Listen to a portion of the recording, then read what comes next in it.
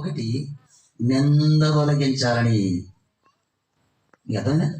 దిగిసాడు దేవుడు పిల్లల్ని లేకపోతే ఎందుకు కదా ఓరి ఓటేయడానికి పోతుంటే వచ్చిందిరా అనేవాళ్ళు, పొదిలిపోతుంటే వచ్చిందిరా పిల్లలు అనేవారు. ఆ నింద నీకు లేకుండా తొలగించడానికి పిల్లలు ఇస్తారు. దేవునికి మహిమ కలుగును గాక. నేరుగా దేవునికి మహిమ కలుగును గాక, అది ఉద్దేశం. రెండోది వంశాభివృద్ధి కలిగించాలని అని చెప్పండి. దేనికోసం? వంశాభివృద్ధి. ఎవరో ఒక ఆయన పెద్ద అయిన దాసరాళ్ళు ఇంటి పెళ్ళి ఎంతమంది, వాళ్ళ పెళ్ళి పెట్టి వాళ్ళకి ఏం కలిగింది ఇప్పుడు? వంశాభివృద్ధి. మూడో మాట 115 కీర్తనలో దేవుడు వారిని ఆశీర్వదించాలని మాట. ఒకటి నింద తొలగించాలని, వంశాభివృద్ధి కలిగించాలని. ఈ 3 ఉద్దేశాలు కలిగి దేవుడు పిల్లలిస్తే వాటి వాళ్ళని పట్టుకొని మురిసిపోతాం. కానీ వెనక ఇచ్చిన దేవుని గురించి ఒక్కసారి కూడా ఆలోచన చేయమా. ఈ 3 ఉద్దేశాలు నీకంటే మీ అమ్మాయిల కంటే నీ గురించి ఆలోచన చేసిన దేవుడు నిన్ను ఆశీర్వదించాలని, నిన్ను గొప్ప చేయాలని, నేను ఎంత తొలగించాలని వారి సంతానం లేదంట్రా అని అనుకోకూడదని నీకంటే బాగా నీ గురించి ఆలోచన చేసిన దేవుడు. నీ వంశం ఆగిపోకుండా ఉండాలని, నీకు కొడుకులు ఇవ్వాలని, ఆ తర్వాత వారి పిల్లలు ఇవ్వాలని, నీ వంశాభివృద్ధి కలిగించాలని నీకంటే ముందు నీ గురించి ఆలోచన చేసిన దేవుడు. మూడవది నీ కుటుంబాన్ని ఆశీర్వదించాలని ఆశిస్తున్నాడు. కానీ ఆశీర్వదించే దేవుని దగ్గర రాలేకనే అండి. ఆశీర్వదించే దేవుని దగ్గరికి మన పిల్లలతో కూడా రాలేక మరొక మాట మీకు చెప్తానండి. జ్ఞాపకం వస్తున్న మాట. మార్క్స్ వార్త 10 నేను తీసుకోలేదు, నేను చెప్పాను కదా ఇది కావాల్సి. మార్క్స్ వార్త 10వ అధ్యాయంలో తల్లి మార్క్స్ వార్త 10వ అధ్యాయంలో ప్రభువు అలా వెళ్తుంటే కొందరు తల్లులు పిల్లలు తీసుకొని, దేవా వీళ్ళను ఆశీర్వదించు అని తీసుకొచ్చారు. సార్ నెత్తి మీద చేయబెట్టి మీరు చదువుతాం. మార్క్స్ వార్త 10వ అధ్యాయం అందరికి తెలిసిన మాట, అద్భుతమైన మాట, చాలా మన కుటుంబాలకు మనకు అవసరమైన మాట. మార్క్స్ వార్త 10వ అధ్యాయం చదువుదాం. చూడండి, అందరు తీరిన మాట, చాలా చక్కని మాట చదువుకుందాం. 10వ అధ్యాయంలో ఒక మాట చదువుతాను. ఎక్కడ మాట? మార్క్స్ 10వ అధ్యాయము నేను 10వ చదువుతున్నాను. చిన్న బిడ్డలు ఉత్పత్తి దేవుని రాజ్యం అంగీకరించిన వాడు అందులో ఎంత మాత్రం ప్రవేశపడేది నిజంగా చెబుతున్నాను. ఇప్పుడు చూడండి, ఆ బిడ్డలను ఎత్తి కౌగిలించుకొని వారి మీద చేతులించి ఆశీర్వదించడం. దగ్గరగా దేవునికి మహిమ కలుగును గాక. అంటే తల్లులు అనగా పిల్లలు కన్నవారు, పిల్లలు కలిగిన వారు పిల్లలు కన్నవారు. వాళ్ళ పిల్లలు ప్రభుత్వం తీసుకొని వచ్చి, అయ్యా మా పిల్లలను అలాగా ఎత్తుకో, అలా ముద్దు పెట్టుకో, అలా ఆశీర్వదించమన్నారులే. ఇప్పుడు ప్రభు అన్నారుగా ముట్టమని కదా ఏమన్నారు? ఏముందన్నమాట చూడండి, మాట చదువుతాను. ఎక్కడ మాట చదువుతున్నా నేను? 16 చదువుతున్నా. 16 ఆ బిడ్డలను ఎత్తి కోగిలించుకొని వారి మీద చేతులుంచి. ఎలా చెప్పనా? ఇప్పుడు పిల్లలు వచ్చారా, ఏమైనా తెచ్చారా? ఎనిబడి దగ్గర దేవుని మహిమ కలుగును కాక చదివాను కదా. పిల్లలు వచ్చారా, ఎవరైనా తెచ్చారా? ఎవరండి? ఎవరు తెచ్చుంటారు? మీకు అర్థం కాకపోతే ఎట్లా? కానీ పిల్లలను తల్లిదండ్రులు బాధ్యత కలిగి జీవించే దేవుడిని ఎరిగి పిల్లలు తీసుకొని, అయ్యా మా పిల్లలను వాళ్ళు ముడితే సారయ్యా. అది మత్తయి సువార్త 9వ అధ్యాయం ఉంటుంది. లూకా సువార్త 9వ అధ్యాయం. మా పిల్లల ముట్టమంటే దయగల దేవుడు ముట్టడం కాదు, వారిని ఎత్తి కోగిలించుకొని గుండె కానించుకొని వారిని ఆశీర్వదించి పంపిన. దేవుని మహిమ కలుగునుగాక. తెచ్చే బాధ్యత పెద్దగా మంది. పిల్లలను దేవుని దగ్గర తెచ్చే బాధ్యత ఏంటక్క చేసేది? పిల్లడు జలుబు చేసిందన్నా, చర్చికి రాలేదు ఎందుకంటే వాడికి జలుబు చేసిందన్న. పిల్లలు పుట్టకపోతేనేమో ప్రార్థన చేయన్నా, పాస్టర్ గారు ప్రార్థన చేద్దా, పాస్టర్ గారు వాళ్ళు ప్రార్థన చేసినాక వాడికి జలుబు చర్చి మానుకుంటా.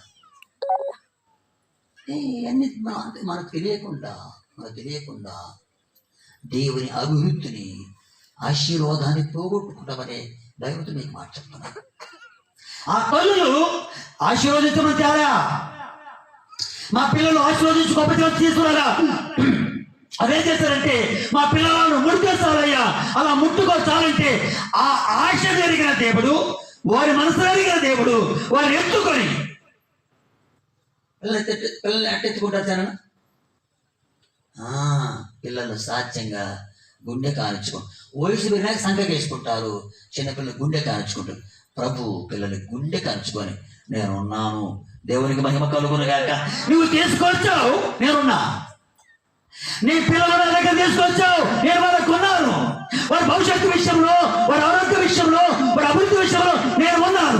నా చేతికి తెచ్చావు, నేను వాళ్ళకు ఉన్నాను అని గుండె మీద గుండె కాల్చుకొని వారిని దీవించి పంపించారు. ఈ రాత్రి మా చెప్పరా, చాలాసార్లు తల్లిదండ్రులు మా చర్చిలండి పిల్లలు తీసుకురాకపోతే వచ్చి చర్చికి ఇక్కడున్న మా సోదరు వారి గీయన్న వాక్యం చెప్తాను, అవసరమైతే చెట్లున్నాయి ఎత్తుకుని ఆ చెట్టు మీద కూర్చోపోను, కానీ వాక్యం అని చెప్తా అంటే వాళ్ళు దేవుని మందిరములో ఉన్న అభివృద్ధిని చూడాలి. చిన్న వయసులోనే వారు దేవుని కృపను పొందుకోవాలి. అందుకు తల్లి వినడు, వాడు ఏడ్చిన ఒక మాట చెప్తానండి, మీకు భలే మీకు అర్థమైన మాట చెప్తానండి, బాధ కలిసి మాట్లాడతాడు ఆటోమతి కూడా వాళ్ళ అమ్మ వినండి, ఒక కొంచెం నిమిషాలే, మరి ఇవన్నీ అవసరమే మన దేవుడు ప్రేరేపిస్తుంది మాట. మనం అడిగిన మీరు పొదిలిపోతుంటారు కదా, పోతుంటారు, పిల్లలు ఏడుతారు, ఆటో గాడికి వచ్చారు, ఒరే 5 రూపాయలు అక్కడ కొనుక్కోపోరా, ఇద్దరు ఏరా దివ్వయ్యలే ఇస్తారు, మళ్ళా వస్త కాయలు తెస్తారా సరే, మళ్ళా వస్త కాయలు తెస్తారా అంటారు. అందరూ చెప్పేది మా అమ్మయ్య మా అమ్మ అక్కడ చెప్పారు, నాకు గుర్తుంది. అందుకే అమ్మ కూడా అదే చెప్పింది. అప్పుడు బెల్లం ఎన్నడగా డబ్బులు ఇచ్చేవారు కాదు, గింజలు పెట్టి కొనుక్కోపోరండి వాళ్ళు. నేను చెట్టు దగ్గర పోతే మమ్మల్ని పెట్టి ఆమె చెప్తాను సార్, నేను మళ్ళా నడుచుకుంటూ మళ్ళా వస్తలేరా కాయలు తెస్తారా అంటది. ఇక ఇది కొనుక్కొని తిని ఇప్పుడు మమ్మ కోసం కానీ కనిపెట్టేది, మమ్మ తెచ్చే కాయల కోసం. ఏంటంటే మాట చెప్తా, కొన్ని గింజలు పెడితే ఇప్పుడు మా అమ్మ పనికి పోయినా, అలాగట మార్కాపురం పోయినా, ఏ ఊరికి పోయినా, ఇప్పుడు మా అమ్మ ఎప్పుడైతే అప్పుడు దాకా కాలు చేసి ఏడ్చి మారం చేసినండి, కొంచెం అప్పుడు గింజలే కొనుక్కోవడానికి డబ్బులే ఉండేవి కాదు, దివ్య ఇప్పట్లాగే. అయితే ఆ గింజలు పెట్టి మా అమ్మ వెళ్ళిపోయింది. ఆ గింజలు చూసుకొని మా అమ్మని మర్చిపోతా, వెళ్ళిపోయింది, నాకు ఎందులో ఉండే కదా. కొంచెం గింజలు పెట్టి నన్ను వదిలించుకొని వెళ్ళాలనే మా అమ్మ ఆలోచన. అయితే మాట చెప్పనా, ఒక్క రోజు రోజు ఒక 5 రూపాయలు డబ్బులు ఇచ్చి బాగండి, నీ ఇప్పుడు 2 రూపాయలు ఇస్తే ఆ 2 రూపాయలు చేత పెట్టుకొని మమ్మ డబ్బులు ఇచ్చింది అనుకొని పరిగెత్తుకుంటూ దగ్గర వెళ్తారు. నువ్వు ఆటో ఎక్కి పొదిలి వెళ్తావు, పని చూసుకొని వస్తావు. నేను మాట చెప్పనా, ఆ కనావి చూడాలి. ఒక మాట చెప్పనా, ఒక 5 రూపాయలు ఇచ్చి నాకు బైబుల్ చదివి పెట్టరా అని తల్లు ఎవరైనా ఉంటే చేతులెత్తండి. 5 రూపాయలు డబ్బులు ఇచ్చి, ఒరే నీ దండం పెడతారా, నాకు చదువు రాదు కదరా, నేను చదువుకోలేదు కదరా, మా అమ్మ నాకు బడి పంపించలేదురా, నువ్వు చదువుకున్నావు కదా, 5 రూపాయలు డబ్బులు ఇస్తాను, నాకు ఆదికాండంలో ఒక అధ్యాయం చదివి పెట్టరా అని 5 రూపాయలు ఇచ్చి చదివించుకున్న తల్లి ఎవరైనా ఉన్నారా? ఎక్కడ బాగుపడతామండి మనం? నువ్వు బాగుపడతావు. నీ స్వార్థం కొరకు ఎవరితో వెళ్ళాలంటే, మిరపకాయల కొరకు వెళ్ళాలంటే, ఇత్తనాలకు వెళ్ళాలంటే, బతకాయలు వెళ్ళాలంటే 5 రూపాయలు మొక్కలు కొట్టి వెళ్ళిపో. అది 5 రూపాయలకి ఇచ్చి, మరి ప్రతిరోజు నాకు బైబిల్ చదివి పెట్టరా, ప్రతిరోజు నాకు వాక్యం చదివి పెట్టరా అనే తల్లులు నేడు లేరు. అలాంటి లక్ష్యం నీకుంటే ఎప్పుడు నీ కొడుకు బాధపరచబడ్డేవా, ఎప్పుడు నీ కూతురు బాధపరచబడ్డేది. ఇలాంటి దౌర్భాగ్యమైన ఆలోచన వారి మనసులో పుట్టేది కాదు. చిన్నప్పుడే వారికి వాక్యం అర్థమయ్యేది. నువ్వు వాక్యం చదివిస్తుంటే నువ్వు బాగుపడతావు. ఏదొక రోజు దేవుడు ఆ పిల్లవాడిని దర్శించేవాడు. ఆ పని నువ్వు చెయ్యవు తెలుసా. నువ్వు వాడికి 5 రూపాయలు ఇచ్చి వాడిని వదిలించుకొని ఆటోకి పనులు కొట్టవు. కానీ మా చెప్పనా, నువ్వు అట్ట 5 రూపాయలు ఇస్తే నీకంటే ముందు లేచి తెల్లవారుజామున 4 గంటలకు మమ్మీ లేయే బైబిల్ చదువుతానంట 5 రూపాయల కోసం. అమ్మ లేయవే, నీ బైబిల్ చదివేస్తాను, నేను త్వరగా బైబిల్ చదివేస్తాను, నేను బయటికి వెళ్ళాలి కదా అంటాడు వాడు. నీ 5 రూపాయల కోసం నీకు బైబిల్ చదివి పెడతాడు. నువ్వు బాగుపడతావు, వాక్యమని చదివి వాడు బాగుపడతావు. దేవుడికి మహిమ కలుగును గాక. అట్లాంటి పనులు మనం చెయ్యం. తినండి, యాకోబుని కలిసి జరిగిపోయిందిరా, ఆయన సర్వశక్తి గల దేవుడురా అని దేవుణ్ణి ఇస్సాకు తన కన్న కొడుకు దేవుని వాక్యమును దేవుని పరిచయం చేశాడు. అందుకే నేడు ప్రపంచంలో తన పేరు మీద అద్భుతమైన దేశం ఉంటుంది. కారణం అది. ఈ రాత్రి అలాంటి చిన్న చిన్న నిర్ణయాలు తీసుకుంటే వాక్యం చదువుకొని నువ్వు బాగుపడతావు, చదివి వాడు బాగుపడతాడు, నువ్వు బాగుపడతావు. ఇంటి వలన విశ్వాసము కలుగును. కొంతమంది అంటే నాకు చదువు రాదు, నా మరి కూడా చదువుకున్నాడు కదా, మాకేడొద్దన చదువు, మరి నీ కొడుకు చదువుది కదా, ఆ చదువులు ఉన్నారు కదా. ఒక మంచి పని చేద్దాం ఈ రోజు నుంచైనా. నీ కూతురికి చదువున్న కొడుక్కి చిన్నపిల్లడిగా ఉన్నప్పుడు ప్రతిరోజు నీకు 5 రూపాయలు ఇస్తానరా, 150 రూపాయలు అవుతాయి. నెలకు 150 రూపాయలు అవుతాయి. మధ్యాహ్నం నుంచి వెరగలిపోయినంత, మధ్యాహ్నం నుంచి పోతే 3 గంటల నుంచి 150 రూపాయలు కూలిస్తారు కదా. ఆ ఒక్కరోజు పోతే వాడికి నెలంతా బైబిల్ చదివి పెడతాడు నీ డబ్బుల కోసం. వాడు బాగుపడతాడు, నువ్వు బాగుపడతాడు. కాబట్టి రాత్రి వేళ మరొక మాట చదువుతా రండి. అక్కడే 20 ఆదికాండంలోనే త్వరగా నేను త్వరగా ముందుకు చేస్తాను. 28వ అధ్యాయం చదువుతున్నా, 28వ అధ్యాయం చదువుతున్నా. మరొక మాట చదువుతున్నా చూడండి. నేను 14 చదువుతున్నా. నీ సంతానం భూమి మీద లెక్కకు ఈశ్వరీని వలెగును. నీవు పడమర తట్టును, తూర్పు తట్టును, ఉత్తరపు తట్టును, దక్షిణ తట్టును వ్యాపిస్తావు అన్నాడండి. అనగా అభివృద్ధి పొందుతావు అన్నాడు దేవుడు. ఏమన్నాడు? అభివృద్ధి పొందుతావు అన్నాడు. అప్పటిదాకా వినని యాకోబు అభివృద్ధి అనగానే, ఆశీర్వాదం అనగానే దేవునికి సరెండర్ అయిపోయాడు, దేవునికి లొంగిపోయాడు. అప్పటిదాకా ప్రశాంతత లేదు. ఒక పక్క మోసగాడు, ఒక పక్క తండ్రి భక్తి కలిగిన వాడు, కొడుకు మోసగాడు. సొంత అన్నను కూడా మోసం చేసిన వ్యక్తి అతని. ఇక కుటుంబ ప్రశాంతుండదా? భోజనాలు కూర్చుంటాడే మనం మోసం చేస్తామని వాడంటాడు, ఎప్పుడు చేస్తారా ఈడంటాడు. ప్రతి రోజు భోజనం చేస్తాం అన్నదిన్నప్పుడు అది కొట్లాటే ప్రశాంతత లేని కుటుంబం. యాకోబును బట్టి కుటుంబంలో మనశ్శాంతి లేదు వాళ్ళకి. యాకోబును బట్టి ప్రశాంతత లేదు ఆ కుటుంబానికి. కానీ దేవుని మాట విన్నాడు, తండ్రి మాట విన్నాడు, సాగి వెళ్తున్నాడు. మాట చదువుతా. ఇప్పుడు అన్నాడు యాకోబు, నీ కుటుంబం వ్యాపిస్తాయా అన్నాడు, అభివృద్ధి పొందావయ్యా అన్నాడు. ఆ మాట పట్టుకున్నాడు.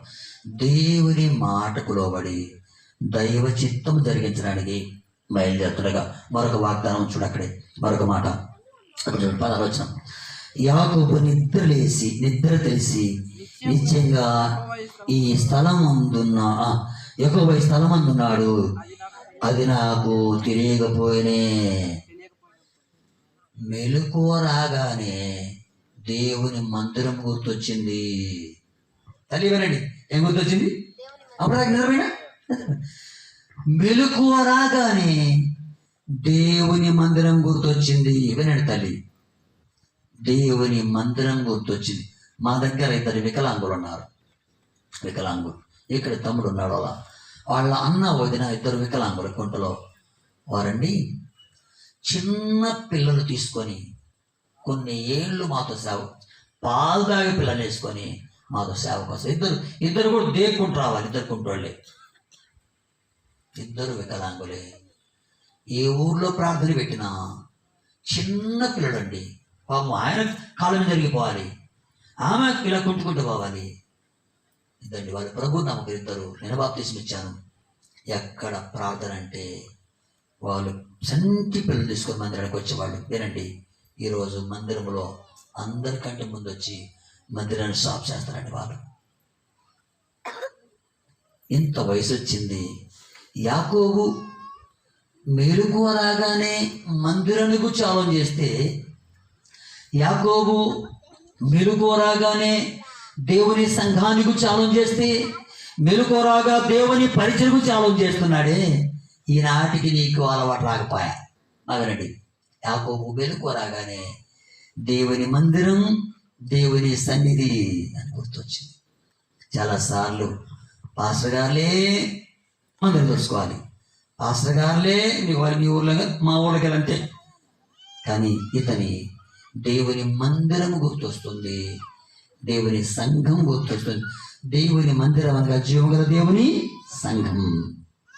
నువ్వు ఎప్పుడైతే దేవుని మందిరంపై దృష్టి పెడతావో, ఎప్పుడైతే దేవుని సంఘంపై దృష్టి పెడతావో, ఖచ్చితంగా వినండి, దేవుని సేవకు చెప్తున్నాను, ఖచ్చితంగా నీ కుటుంబంపై దేవుని దృష్టి పడుతుంది. ఎప్పుడైతే దేవుని మందిరాల గురించిన ఆలోచన, దేవుని సంఘాల గురించిన ఆలోచన, దేవుని పరిచయం గురించిన ఆలోచన నీ మనసులోకి వస్తుందో, వెనువెంట నీకు ఆలోచన రాగానే వెనువెంట నీ కుటుంబంపై దేవుని కనుదృష్టి పడుతుంది. నేటి నుంచైనా దేవుని మందిరం అంటే అంత ఆసక్తి ఉండాలని, అంత ఆశ ఉండాలని. సరే, అయిపోయింది. 2 మాటలు జ్ఞాపకం చేస్తా. ఇప్పుడు దాకా దేవుడితో చేసింది, కానీ ఇప్పుడు యాకోబు ఏం చేశాడో ఒక మాట చెప్తానండి. 2వ మాట చెప్తున్నాను చూడండి. ఇక్కడ 19 లేక 21 చదువుతున్నా, 21 చదువుతున్నా, లేక 21 చదువుతున్నా మధ్య భాగంలో. అయితే మొదట ఊరి పేరు లూజు. అప్పుడు యాకోబు, నేను తిరిగి నా తండ్రి ఇంటికి క్షేమంగా వచ్చినట్లు దేవుడు నాకు తోడై ఉండి నేను వెలుచున్న నా మార్గంలో నన్ను కాపాడి తిరుడుకు ఆహారమును ధరించుకు వస్త్రమును నాకు దయచేసి ఎడలా యెహోవా నాకు బోబెడిస్తాలే అన్నాడంతే. దేవా, మా నాన్న మాట విన్నాను, వచ్చాను. నువ్వు ప్రత్యక్షమైన వాగ్దానం చేసావు, అభివృద్ధి చేస్తున్నాను. ఎంత పక్కన పెట్టయ్యా, నాకు కట్టుకోవడానికి బట్టలు ఉంటే చాలు, తినడానికి ఆహారం ఉంటే చాలండి అంతేనడి. కానీ ఉన్నతంగా దేవుడు దీవించాడు. మాట చెప్పనా? మొదటిగా నా రాజ్యాన్ని నా నీతిని వెతకండి, నీకేమవసరమో నాకు తెలుసు అన్నట్టుగా. అనగా దేవుడు పాత చెప్పారు, మొదటిగా నా రాజ్యాన్ని నా నీతిని వెతకండి, ఆ తర్వాత ఏమవసరం. అలాగే దేవుడికి ఏమవుతుందో తెలుసా? దేవ, నాకు భోజనం చాలు, కడుపు పట్ట, ఇక నాకు ఏమీ లేకపోయినా పర్వాలేదు, నువ్వు చాలయ్యా, నువ్వు నాకు దొరికావు, అదే నాకు 10,000 అయ్యా. ₹1,00,000 ఆస్తుల కంటే నువ్వు నాకు దొరికావు. ఈ దౌర్భాగ్యమైన వ్యక్తిని పాప శాపంలో నా జీవితానికి నువ్వు వచ్చావు, అదే చాలు ప్రభా అని సాగిపోతుండగా యాకోబును ఇక మెట్టుకు దేవుడు దీవిస్తూ వచ్చాడండి. నాకు అన్నం చాలు ప్రభు బతకడానికి, నా శరీరానికి కప్పులని బట్టలు చాలు ప్రభు అనుకున్నాడు. కానీ ఆ 2 మాటలు విన్న దేవుడు యాకోబును వృద్ధిపరుస్తూనే వచ్చాడండి. యాకోబును దేవుడు గొప్ప చేస్తూ వచ్చాడండి. అంతే. అంటే యాకోబు ప్రతి అవసరము దేవుడు ఎరిగిన ఒక్క మాట, 2 మాటలు వచ్చినా చదివి చూపిస్తారండి. ఒక ద్వితోపదేశకాండం రండి, ద్వితోపదేశకాండం 2వ అధ్యాయం ఒక్క మాట, కొన్ని మాటలు మనం చూద్దాం. చాలా అద్భుతమైన మాటలు మీకు చూపిస్తాం. ద్వితోపదేశకాండము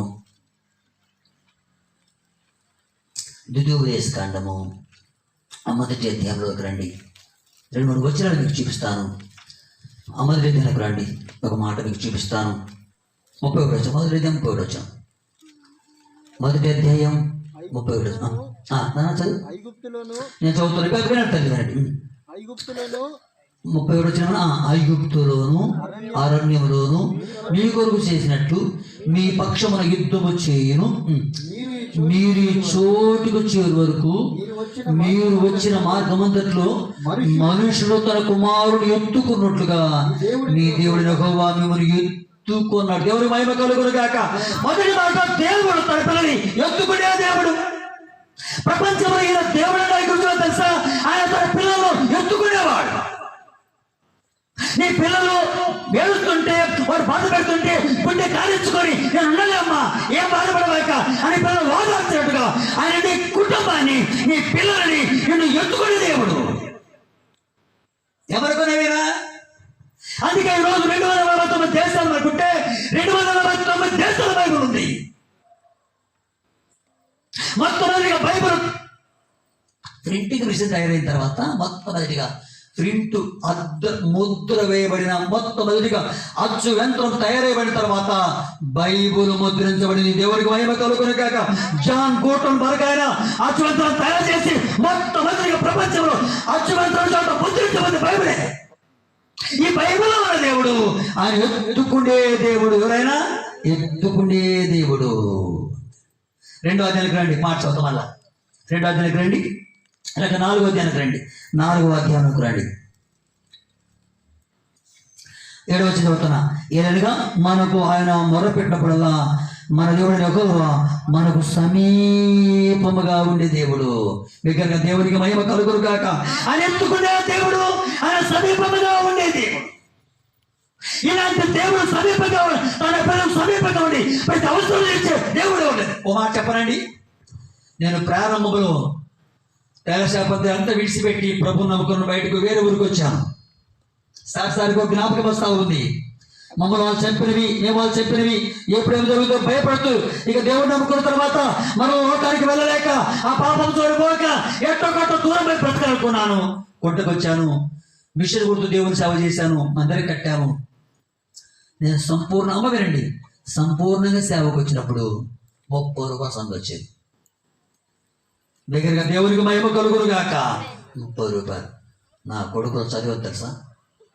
ఆ 30 రూపాయలతో నా పెద్ద కొడుకు బీటెక్ చేశాడు, నాకు చిన్న కొడుకు ఎంసీఏ చేశాడు. దేవుని మహిమ కలుగును గాక. ఆ చిన్న సంగతి అండి.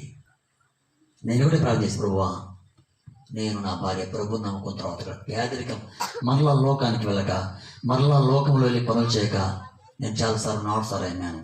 ఇక వెళ్ళని ప్రభువా అని ప్రభు దగ్గర పోతుంటే మాట చెప్పనండి, ప్రభు నమ్ముకున్న ప్రారంభ దినాల్లో నా భార్యకు నేను పాత ఒకరు బుడుగు కోళ్ళెత్తు కొనుక్కున్నానండి. నాకేం సిగ్గులేదు. గుళ్ళ దగ్గర దొంగలు కొంచెం చెప్పులు అమ్ముతారు, ఆ చెప్పులు 18 రూపాయలు కొనుక్కున్నాండి. అలాంటి నా బ్రతుకును చాలాసార్లు మా ఊరు ప్రాంతంలో నన్ను ఇలా అంటారు అందరూ, నీకేం తిక్కులుడు, చిన్న పిల్లలు తీసుకొని ఏం ప్రార్థన అయ్యి అంటారు. 12 కిలోమీటర్ రాత్రి వాక్యం చెప్పి నా పిల్లలు పడుకుని నడుచుకుంటూ వచ్చేవానండి. కాళ్ళు అడిగతో నడిచానన్నా. నన్ను ఆయన సారిపోయింది, నాకు సారిపోయింది. జనన్నా అంటే దేవుని నమ్మడం మన చేత అయితే తన పిల్లలు ఎన్నడూ ఎందుకంటే ఎత్తుకుంటాడండి, ఎత్తుకుంటాడు. రెండోది తర్వాత ఏంది, తర్వాత సమీపంగా ఉన్నాడు కాబట్టి నీ ప్రతి అవసరము, నీ ప్రతి సమస్య తెలుసుకోగలిగినాడు. దేవుడికి మహిమ కలుగును గాక. సమీపంగా ఉన్నాడంటే నీ అవసరం ఎంతో తెలుస్తుంది, నీ బాధలకు తెలుసు, నీ సమస్య తెలుసు, నీ ఇబ్బంది తెలుసు. ఎందుకంటే ఆయన సమీపంగా ఉండే దేవుడు. ఆయన ఎత్తుకుంటాడు. నీ పిల్లలు ఎత్తుకున్నట్టుగా గుండె కాంచుకుంటాడు నీ పిల్లల్ని. అయితే నువ్వు నీ భర్త నీ పిల్లలు తీసుకురా నీ చేతనవుతే నీ పిల్లలు నీకంటే బాగా ఎత్తుకోగలిగి. ఒక బైబిల్ మాట, ముది వచ్చి వద్దు నేను ఎత్తుకునేవాడిని. వృద్ధాప్యం వచ్చేద గడ్డం రసి వృద్ధాప్యం వచ్చి ఉమ్మూడని చదగాక ఈ స్థిరమైన కారుతున్న వయసుందా ఆయన ఎత్తుకుంటాను అన్నాడండి. ఇంత దివ్యమైన వాక్యాలు, ఇంత ఆశీర్వదించిన దేవుడు మనకుండగా మనం చాలా సార్లు పదలేకపోతా ఉన్నాం. ఎవరో లోకస్తులు వచ్చి, ఎవరో అన్యులు వచ్చి దేవుడు నమ్ముకొని వారు దీవించబడతా ఉంటే వాళ్ళ వైపు మనం నాలుకలు పెట్టి చూస్తూ అలా మన బ్రతుకు సాగిపోతా ఉన్నాయి.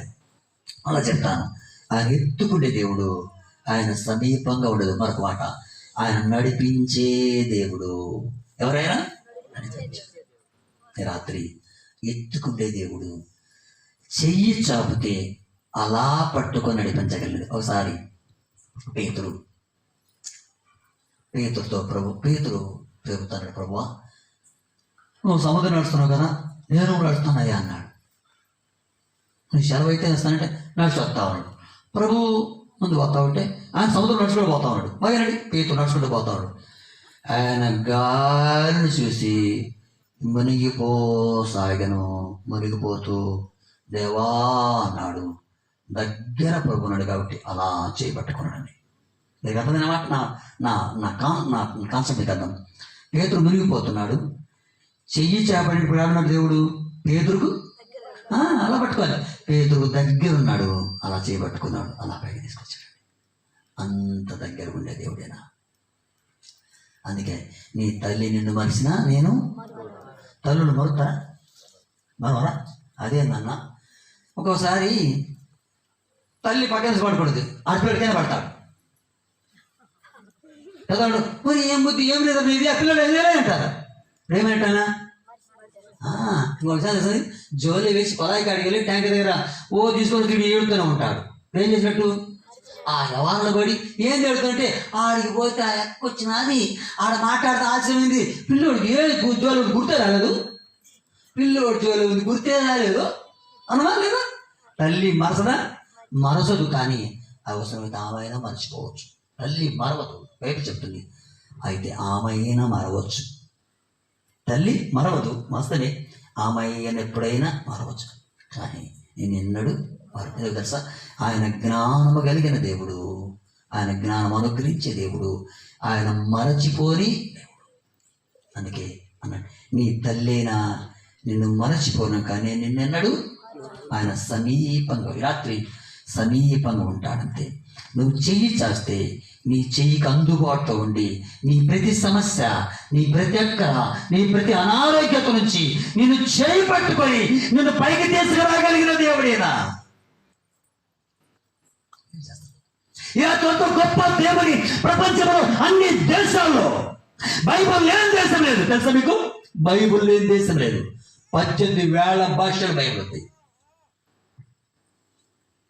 ప్రపంచంలో బైబుల్ లేని దేశం లేదు. తీసుకురాపడవాలి మాట చెప్పరా? దేవుని నమ్మని ఊరు లేదు, దేవుని నమ్మని కులం లేదు, దేవుని నమ్మని దేశం లేదు.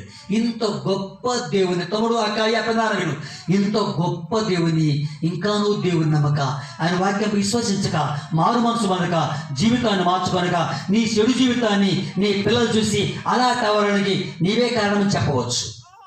అతని కొడుకుని పిలిచి, రే నువ్వు ఇప్పుడు దాకా మోసం చేసావు యాకోబు, చాలురా ఆ మాట వినంటే విన్నాడు. రాత్రి మాట చెప్పరా? ఇప్పుడు దాకా ఎలా బ్రతికావు. నీ కొడుకులకు మంచి మాటలు చెప్పేవాడిగా, మంచి ప్రవర్తన వారికి మాదిరిగా చూపించే తండ్రిగా ఉండాలి. అలాంటి తండ్రిగా ఉండాలి. తమ్ముడు విను, తమ్ముడు నీ ఎవరి కాల జీవితంలో నాకేమి లేదు, నాకెవరు అడ్డాపు, ఎవరు వేస్తుందే, ఎవరు బలం అనుకుంటావో ఒకరోజు నేను చెప్తున్నా, ఖచ్చితంగా ఈ రోజు వినడానికి నేర్చుకోకపోతే నువ్వు అలా చెప్పుకుంటూ బతికిపోతావు, దేవుని ఆశీర్వాదం పొందలేవు. నాకు ఎవరు బలం అనుకుంటావేమో, సెల్ఫోన్ తీసుకొని రాత్రంతా ముసుకేసుకొని చూసుకుంటా బ్రతుకుతున్నావేమో, దేవుడు చూస్తున్నాడు. నీకు ఒక 50,000 రూపాయలు సెల్ఫోన్ అడవచ్చు, కొనుక్కోవచ్చు, పేదలు పని చేస్తూ లేక అమ్మాయిని బాధ పెట్టి కొనుక్కోవచ్చు. దాన్ని చూస్తూ ముసుకేసుకొని రాత్రంతా చూసుకొని నీ జీవితాన్ని పాడు చేసుకుంటే అయిపోయి. రాత్రి నువ్వు కూడా అమ్మా నాన్న మాట వినడానికి చేతవుతే దీవించడానికి దేవుడు అందుబాటు, దేవుడి మహిమ కలుగునుగాక. నువ్వు తల్లి మాట వినడానికి ఇష్టపడితే నీకు అందుబాటులో ఉండి దీవించే దేవుడు ఉన్నాడేనా? నువ్వు వాళ్ళ వెంట మాట వినడానికి అలవాటు అయితే దేవుడి మాట వింటావు. దేవుని మాట వింటే నీకు అందుబాటులోకి వస్తాడు. ఆయన నీకు అందుబాటులోకి వస్తాడు. నీకు ఇబ్బంది వస్తే నిన్ను చెయ్యి వెంటనే తక్కువ చేయబట్టుకొని పైకి లేపడానికి అందుబాటులోకి వస్తాడు. ఈ రాత్రి ఏం చేస్తావు మరి? పెద్దగా తల్లిదండ్రులుగా మీరు జీవితాన్ని మార్చుకోండి, ఉన్న లోపాలు మార్చుకోండి, మీ కుటుంబంలో మాదిరికరంగా జీవితం జీవించండి, నీ పిల్లలు మారుతారు. రెండో తమ్ముడు, వాళ్ళు మారినా నువ్వు మారక నీ యవ్వన బలముందని ఇష్టాలు తిరుగుతున్నావా, అలాగే ఒక మాట వినవు, అలాగే పాడైపోతావు. అభివృద్ధి నోచుకోక, ఆశీర్వాదం నోచుకోనక నువ్వు ఒకవేళ యవ్వన బలముందు అనుకుంటే అదెంతండి. ఈ రాత్రి చెప్తున్నా, నీ యవ్వన బలం దేనికి అక్కర్లేదు. దేవుడు అవకాశం లేకపోతే, ఆరోగ్యం దేవుడు ఇవ్వకపోతే, అవకాశం దేవుడు ఇవ్వకపోతే నీ యవ్వన బలం ఎంత? నీ యవ్వన బలం ఎంత? నీ యవ్వన బలం ఎంత? నాకు యవ్వన బలం ఉంది, నేను ఒకళ్ళు గర్విస్తే నష్టపోతావు. ఈ రాత్రి ప్రభుత్వం మోకరించి ఎవరైనా పాపురయ్యా, నా పాప జీవితాన్ని కడిగి నన్ను శుద్ధీకరించి అని ప్రభుత్వం ప్రాధాన్యపడితే నీకు అందుబాటులోకి వస్తాడు, నీ అవసరం తీరుస్తాడు, నీకు ఆరోగ్యం ఇస్తాడు, విస్తరింపజేస్తాడు, దీవిస్తాడు. నాకు విన్నాడు, దేవుని మాట విన్నాడు, తండ్రి మాట విన్నాడు, దేవుని మాట విన్నాడు. వీళ్ళిద్దరి మాట వింటే ఇప్పుడు దేవుడు ఏం తెలుసా? ప్రపంచానికి యాకోబును ఆశీర్వాదకరంగా చేశాడు.